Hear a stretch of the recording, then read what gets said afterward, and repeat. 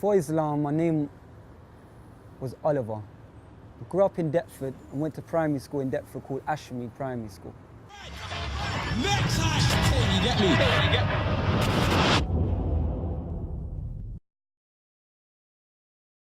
me? In class, I always was talkative, creative. I got bored a lot, and some would say, I would even say that I was, like cause a little bit of trouble. I like creativity, so I like things like art. I wasn't that good at art, but I like drama. I was good at drama and music and things like that. So that's kind of what I went into to act. Like my mum put me into theatre companies in Deptford. There's a theatre there. So like I was always active. My mum put me into gymnastics because I was an active child. She put me into activities that would take my energy away because I just had so much energy.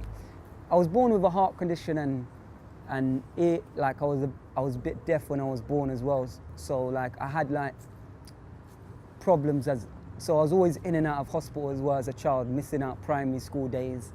Like it wasn't that easy, but yeah, I managed to, like I made people laugh a lot. Like that's what helped me through, I guess. And growing up in Deptford, like it was easy just to go outside and just go on the street with your friends. And that's what I like. Even in primary school, I like to go out on the street. I wasn't allowed. My mum would always chase me down. Like she would always find out where I was and run me down. And had a little, like I would always be on this going outside, like just trying to have fun, I guess. At the end of primary school, I actually got excluded for swearing at a teacher. Like that was a big thing in my primary school. And someone told the teachers I had a knife on me, because like a little pen knife. Someone told the teachers that. So when I left primary school, I went to Deptford Green, and at first I was a bit like skeptical. I didn't want to go there, but my mum put me there because it was close, and we moved from Deptford to New Cross, like middle of New Cross. So it was easy just to get to Deptford Green. So when I went to Deptford Green, made a couple friends. Obviously, the area's called ghetto. I was out all the time, straight after school, out. Like, and at 13, I was already basically like selling drugs, trying to make money. Like, it wasn't easy. I don't think, like I was a middle child, so I felt like I lost out on a lot of things. Like my brother would get brand new things, and then I would get that handed down. But it wasn't the right size for my little brother, so he'd get brand new things. So I was always getting the middle things. So I wanted my own stuff. So I just went out there and started. And my mum, like, it started as like little, like not too bad. Then like at 14, 15, I was making a lot of money. I'm not gonna lie, everyone around knew that I was doing that. But it causes jealousy. And I was on my own doing it. It looked like I was on my own doing it. So, I was still going to school as well, but that kind of started taking over more and more. And then I got to my GCSEs, passed them. Not that, I got 11, mostly like drama, and that was good. Art was kind of good. Maths and it wasn't that good. But yeah, the road thing took over more. Like, I enjoyed it. It gave me what I wanted. And I didn't realize that I was so young, I didn't realize people can get jealous of what you have. And just because I wasn't hanging around with them and sharing what I had, like, they tried to stop me. And at 16, like 17 maybe, like a big thing happened where I got accused. Well, I got attacked and then accused of attempted murder. So at 17, I'm not gonna lie, I ran out of town and I tried to get away from it. And eventually I came back and I was on bail for 2 years. So obviously all the money thing kind of stopped, and I went to a trial. I went to the trial, and it was for attempted murder and for GBH with intent. Yeah, so subhanallah, I remember when I was 11, obviously I had a heart condition, and it got to the point where I needed like a valve replacement. So it took about, like the best surgeons in the country, it took about 7-8 hours, 7-8 hours to do the operation. And after that, it was one of the biggest things that I went through. And the recovery was crazy, because I wasn't allowed it back to school for months.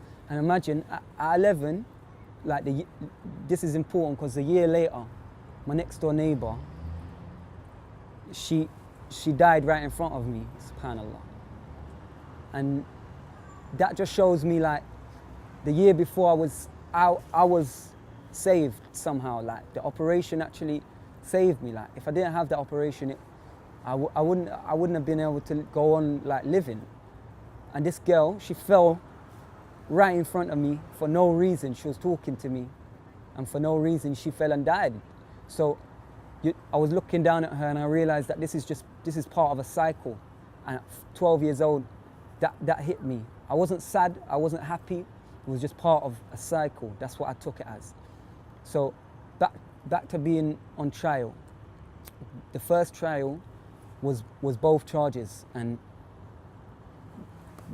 the first trial was both charges, and alhamdulillah, they proved that I didn't attempt to murder anybody, and they couldn't prove that I didn't try to cause GBH, so they needed a second trial. On the second trial, the barrister that I had was a Muslim, and I didn't know that until he salamed someone, and I was like, what's that about? Like, do you know that guy that you just salamed? And he says, no, I don't know him, but because he's a Muslim, we say Salamu Alaikum, which means peace be upon you. That's the first kind of introduction that I had to Islam. Except for going back to the girl that died next door, I went to her janazah because she was Muslim, her family was Muslim.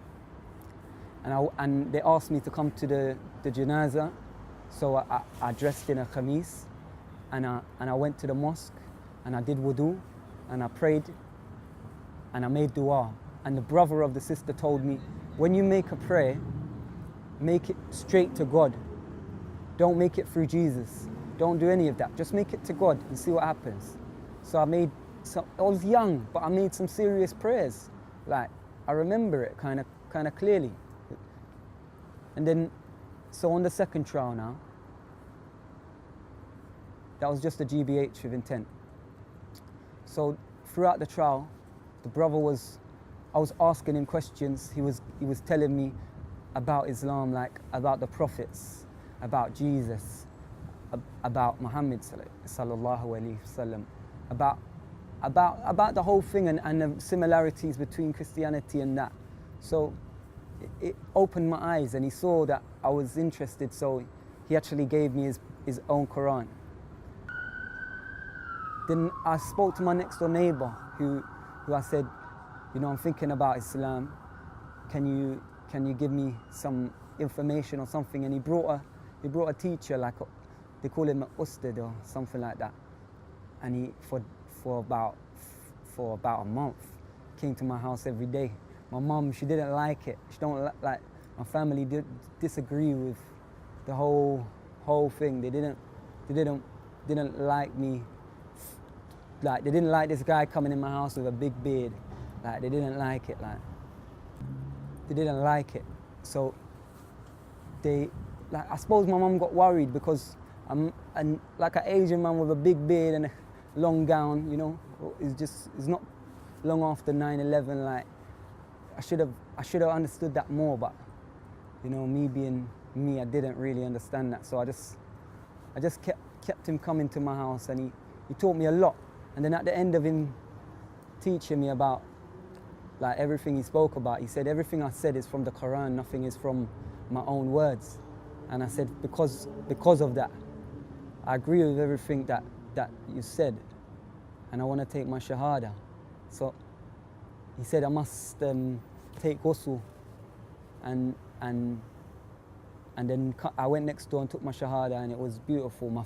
When I took my shahada, as I was taking it, it felt like I knew the words already, and my body, from the feet was like it was filling up with warm water, like my body was empty and it was filling up with like, I don't know, I can't explain the feeling properly, but it's filling up with something until it got to my eyes, and then I started crying.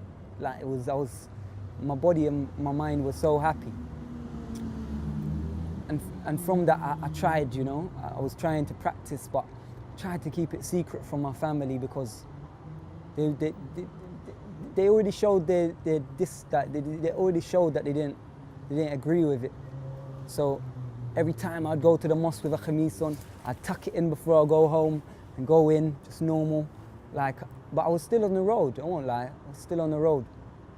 And then it got to the, I think, what was it, the first Ramadan? Yeah, I think it was the second Ramadan that I was Muslim.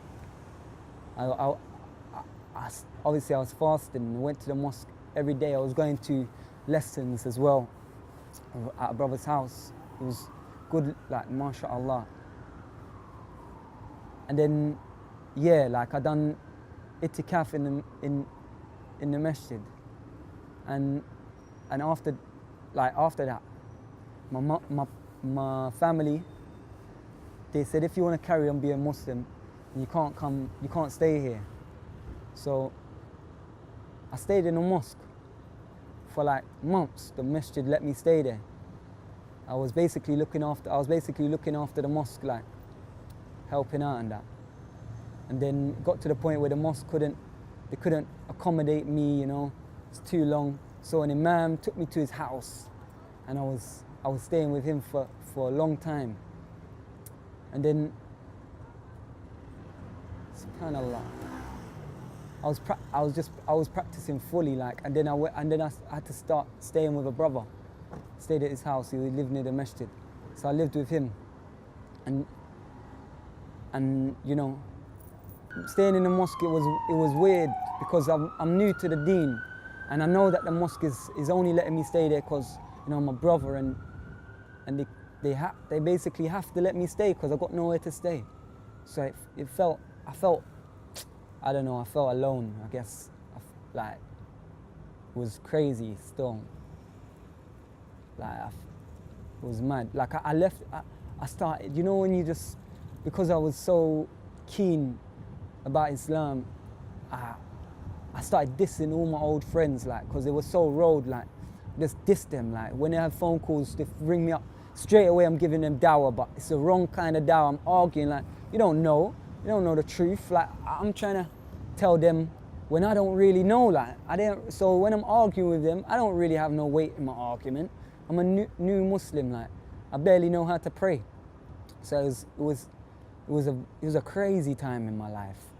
That was a crazy introduction to practicing, because even I stopped grinding, innit? I stopped the road thing because I really learnt about, like, the deen, and that was one thing that you have to come away from, because it's not just the money, you know, the haram money. It's the lifestyle. That money stays in that lifestyle. It's a circle, innit? It's a circle. Like, you make that money, then you've got things that you got to spend that money on because it's that lifestyle. You got to keep up to date with it. You got to get the trainers. You got to get the girls. You got to get, you know, you got to have me. I was prodded out at like 15. Like, no one was. A boy had a Prada, I bought it from him because just so it matches my outfit. Like, I was so indulged in, like, I didn't know anything but that, innit? That's all I come from, just blotting and just, obviously after that, just beef and things like that, like. And like, when I was staying in the mosque, the people that run the mosque, they didn't even, I guess they didn't want to tell me to my face that they couldn't have me there no more. So the imam at the time that was, you know, leading Salah in Ramadan, and like the imam of the mosque, they asked him to tell me, and I think how I saw it is, he couldn't tell me just to leave, like, because he knows I don't have nowhere to go. So he invited me to his house, and I didn't realize until years later, like about 3 years into practicing, that At the time, every night his wife was making my bed, making me food, all of this. She was pregnant, and he didn't mention that. He just did it for the sake of Allah, you know. He just let me stay in his house. So like, I wanted to practice, but he you know what, yeah, he took me under his wing properly. Like, he took me everywhere he was going. He went to what do you call them, madrasas. Like, he was a busy imam. Like, he did ruqya. I learned a lot from being around him. Like, it was a good experience. At the same time, it was a very, very difficult situation to understand. Like, how did I put myself here? Like is it worth it? I guess all them questions come. And then, like, alhamdulillah, brothers, the mosque that I stayed in, that was my local mosque, on like one of them on Oakent Road. So the brothers did it. We all know each other. It was a good, strong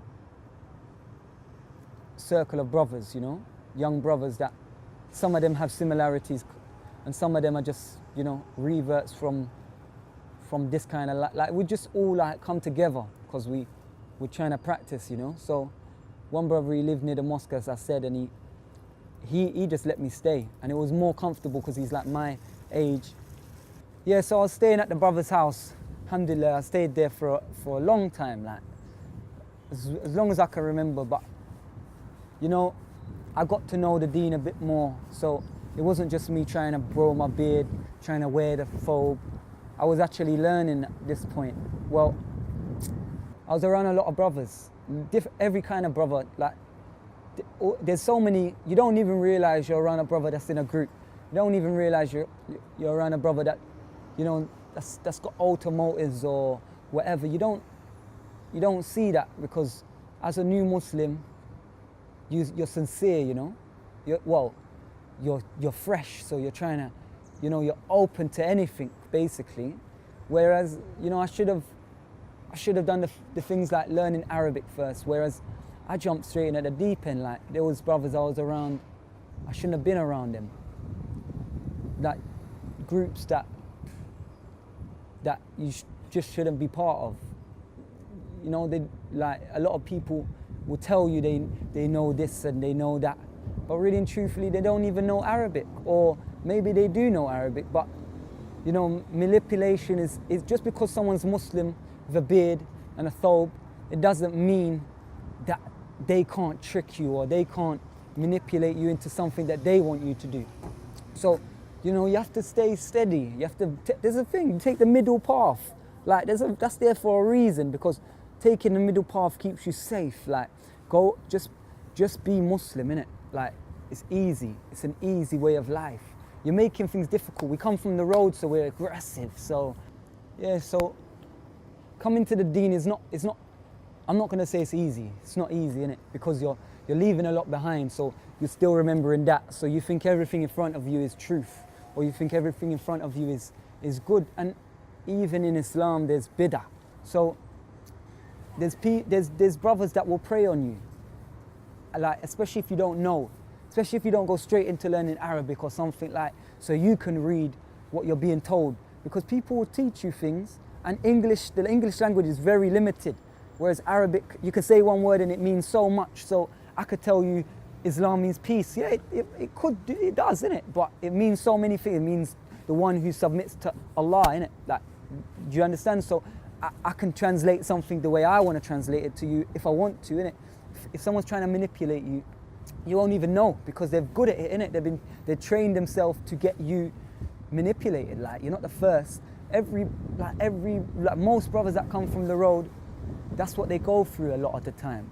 They go through, pull it, this arm that way, like, and then you get confused. That's, in fact, like, I practiced a lot, and I was in the deep end. I was swimming deep. I was, as I said, I wasn't learning all the things I should have been, like Arabic and things like that. Whereas, and then it took me back away from Islam, basically. Like, like years later, I basically stopped practicing, and Allahu Alam why, innit? But could have been the reason, innit? Like, that I was in a deep end when I should have took it slowly. Alhamdulillah, Allah guided me away from all that. I'm not trying to say I'm perfect. I'm not an angel. Everyone does wrong things. But one thing I learned through my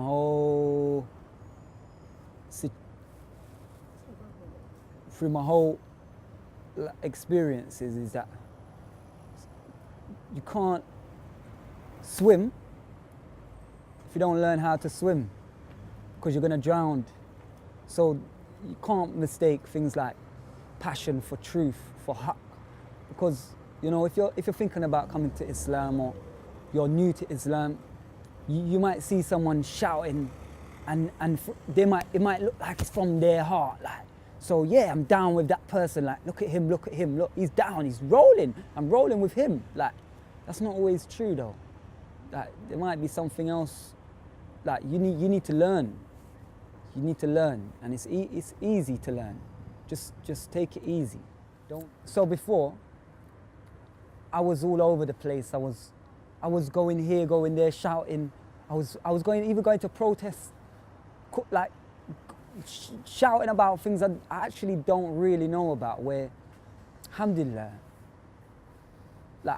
now I'm back at square one. I'm learning my deen, innit? And anything that I was associated with before, I'm free from that. Alhamdulillah, I'm back to square one. I'm learning my deen.